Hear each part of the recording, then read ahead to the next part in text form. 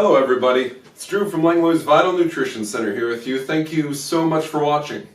Today what I'm going to do is present to you a very short workshop that's all about the adrenal glands. Adrenals. What I want to do is explain where they are, what they do, why they're so important, and what we have found to be the very best way to monitor how well they are doing. And of course, if they aren't doing well, what we can do to support their function. So let's jump into it. Your adrenals, you get two of them. There is one on each of your kidneys. So they're about here in your back. If you're thinking to yourself, wow, Drew, you just pointed to the spot where I consistently have back pain. That is something we commonly see with people with really exhausted adrenals or adrenals that are really needing nourishment. They will often have pain just above the adrenals. The other thing you should know about adrenals is that they make hormones. Now, hormones often confuse a lot of people, and usually when we hear about hormones, we're hearing about hormone replacement therapy for people who are above 55 or 60 when their body has slowed down its hormone production. We also commonly hear people talk about hormones when we're talking about birth control. Okay? We also hear people talk about a hormone that's called insulin. We usually hear about it when someone's talking about diabetes.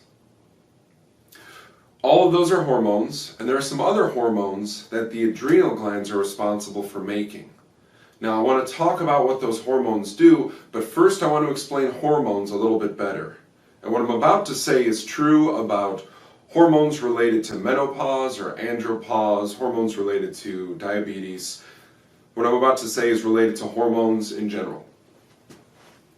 Hormones are like directions. They're like messengers carrying directions. And these directions tell the body what to do with minerals. Now this is a critical thing to understand. So I wrote critical on the board in big red letters. The reason this is so important is you can have perfect hormone levels, like people often do on blood work when it comes to their thyroid gland. But if we don't have the minerals that are being used by the directions that those hormones give us, then the body won't function optimally. So commonly we see people come in and they've had analysis done and their hormone levels have been measured. Most commonly on blood work, sometimes on saliva analysis. And those levels of those hormones look perfect. They're right in range, everything seems good. So that means that it's a good message. The message is fully intact. That hormone being at that ideal level is the complete message. But if we give that complete message to somebody who doesn't know how to read, it's very unlikely that that message will do any good. So I want you to think about the mineral levels so that that message can actually be interpreted and acted upon. Good hormone levels are a very good thing, but we still need those mineral levels to make sure those hormones can actually cause some action in the body. Now, the most effective way that we have ever found to measure what's going on with the minerals in your body is a hair analysis.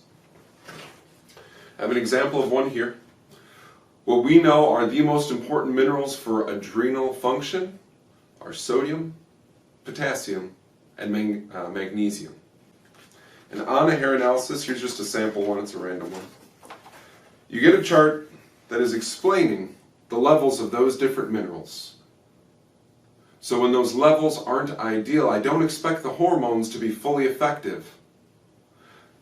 Knowing this, we can support your body to balance out those minerals. So when those directions, when those messages, those hormones go out into your body, they can actually do what they were intended to do. So, I want to hear about your hormone levels, I want to know that they're in a good place, and then I want to make sure your minerals are also in a good place so those hormones can have some kind of action. Some of you right now might be saying to yourself, Drew, if knowing the mineral levels is so important, why isn't everybody talking about it? How come every time you guys make a video, it seems like you're talking about hair analysis and tissue mineral analysis and understanding what the mineral levels are? Well, there's something that I want you to know. When it comes to mineral levels in the body, there's a lot of confusion And I honestly think that that confusion is intentional. Open the door! We know you're in there!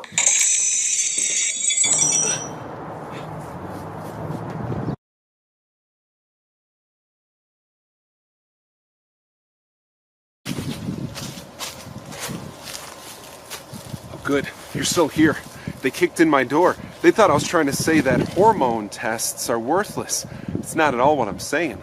What I'm saying is for your hormones to truly be effective, you have to have enough minerals in your body. And that's where a hair analysis comes in. So, after a hair analysis is done, it's very likely that some adrenal products will be recommended for you based on the results of the hair analysis. What I want to do is outline a couple of the products most commonly used after a hair analysis. The first one is called Drenatrophin PMG. This is blueprints for healthy, optimal adrenal function. Sometimes a body is under stress for so long that the adrenals literally forget what they're supposed to do and how they're supposed to do it. This product reminds them how to do it. It's also one of the key ingredients in Adrenal by Standard Process. Adrenal combines whole food vitamin C and a whole food B complex with the Drenatrophin. When you do that, it becomes a multiple vitamin, multiple minerals specific to the adrenal glands. These two supplements are great, and they'll help your adrenals to function, but remember, we got to take care of the minerals first, and there were 3 minerals that we were talking about when it came to adrenal function: sodium, potassium, and magnesium. I want to go over my favorite sources of all of those. First is sodium. We need sodium. We need it from the right sources. And white table salt is not the right source.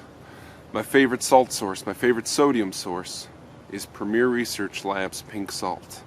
This is a combination of 2 different types of sea salt. What one is missing, the other is rich in. So they complement each other. And this is an excellent source of sodium.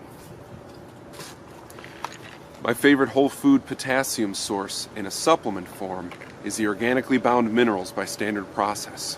One of the main ingredients in here is kelp. So if you're already eating a lot of sea vegetables, you can never mind and just fast forward the video. For the rest of us, Organically Bound Minerals is a great idea. You can also use our potassium broth recipe.